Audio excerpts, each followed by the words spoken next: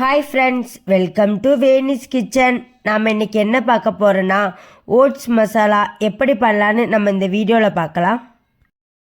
இதை நீங்கள் tiffin, dinner, lunch எந்த டைம்லனாலும் செஞ்சு சாப்பிட்லாம்.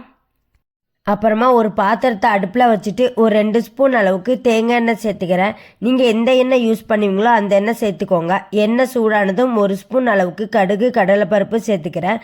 கடுகு பொரிஞ்சதுக்கு அப்புறமா கொஞ்சம் கேஷ்யூ நட், முந்திரியை வச்சுருக்கேன், அதையும் சேர்த்து நல்லா மிக்ஸ் பண்ணிக்கலாம். அப்புறமா ஒரு பெரிய வெங்காயத்தை சின்ன சின்னதாக கட் பண்ணி வச்சுருக்கேன், அதையும் சேர்த்து நல்லா மிக்ஸ் பண்ணிக்கிறேன். அப்புறமா கொஞ்சமாக கருவேப்பிலை சேர்த்து நல்லா மிக்ஸ் பண்ணிக்கிறேன். வெங்காயம் கண்ணாடி பதம் வர வரைக்கும் நல்லா வதக்கிக்கோங்க. வெங்காயம் நல்லா வதங்கினதுக்கு அப்புறமா ஒரு தக்காளி பழத்தை வாஷ் பண்ணி சின்ன சின்னதாக கட் பண்ணி வச்சுருக்கேன், அதையும் சேர்த்து நல்லா மிக்ஸ் பண்ணிக்கிறேன். தக்காளி நல்லா வதக்கிக்கோங்க. தக்காளி நல்லா வதங்கினதுக்கு அப்புறமா கொஞ்சம் பீன்ஸை வாஷ் பண்ணி சின்ன சின்னதாக கட் பண்ணி வச்சுருக்கேன், அதை சேர்த்துக்கிறேன். அப்புறமா 2 மீடியம் சைஸ் கேரட்டை வாஷ் பண்ணி சின்ன சின்னதாக கட் பண்ணி வச்சுருக்கேன், அதையும் சேர்த்து நல்லா மிக்ஸ் பண்ணிக்கிறேன். அப்புறமா கொஞ்சமாக பச்சை பட்டாணி, அதையும் சேர்த்து நல்லா மிக்ஸ் பண்ணிக்கிறேன்.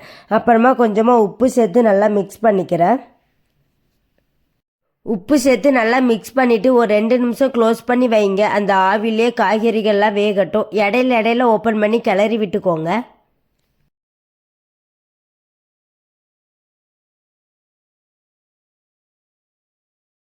ரெண்டு நிமிஷம் ஆகிட்டு ஓப்பன் பண்ணி பார்த்துடலாம். பாருங்கள், காய்கறியெல்லாம் நல்லாவே வெந்துட்டு. இந்த சமயத்தில் ஒரு 1/2 ஸ்பூன் அளவுக்கு மஞ்சள் தூள், 1 ஸ்பூன் அளவுக்கு மிளகாய் தூள், அப்புறமா ஒரு பாக்கெட் மேகி மசாலா சேர்த்து நல்லா மிக்ஸ் பண்ணிக்கிறேன். இந்த மசாலாவை காய்கறியில் நல்லா படுற மாதிரி நல்லா மிக்ஸ் பண்ணிக்கோங்க. அப்புறமா கொஞ்சமாக நான் ஓட்ஸ் சேர்த்துக்கிறேன். நீங்கள் எப்பவும் சேர்க்குற அளவை விட கொஞ்சம் கம்மியாகவே சேர்த்துக்கோங்க. ஏன்னா ஓட்ஸ் நம்ம கொஞ்சம் செஞ்சாலும் நிறையவே கிடைக்கும், அதுக்காக தான். அப்புறமா ஒரு 1.5 கிளாஸ் அளவுக்கு தண்ணி சேர்த்துக்கிறேன். ஓட்ஸ் நல்லா கொதித்து வரட்டும். நம்ம ஊற்றிருக்க தண்ணியெல்லாம் வற்றி நம்ம மசாலாவோட பச்சை வாசனைலாம் போய் கிரேவி கன்சிஸ்டன்சிக்கு வரட்டும். பாருங்கள், ஓட்ஸ் நல்லா கொதித்து கிரேவி பதத்துக்கு வந்துட்டு. இந்த சமயத்தில் நான் கொஞ்சம் கசூரி மேத்தி, அப்புறமா கொஞ்சமாக கொத்தமல்லியை வாஷ் பண்ணி சின்ன சின்னதாக கட் பண்ணி வச்சுருக்கேன், அதையும் சேர்த்து நல்லா மிக்ஸ் பண்ணிக்கிறேன். கடைசியாக உப்பு செக் பண்ணி பாருங்கள். எனக்கு உப்பு கரெக்டாக இருக்குது. உங்களுக்கு கம்மியாக இருந்தால் இந்த சமயத்தில் கொஞ்சம் உப்பு சேர்த்து நல்லா மிக்ஸ் பண்ணிக்கோங்க. அவ்வளோதாங்க, அடுப்பு ஆஃப் பண்ணிடுறேன். உங்ககிட்ட கசூரி மேத்தி இருந்தால் சேர்த்துக்கோங்க, இல்லைன்னா வேண்டாம். நான் டேஸ்ட்டுக்காக தான் சேர்த்துருக்கேன்.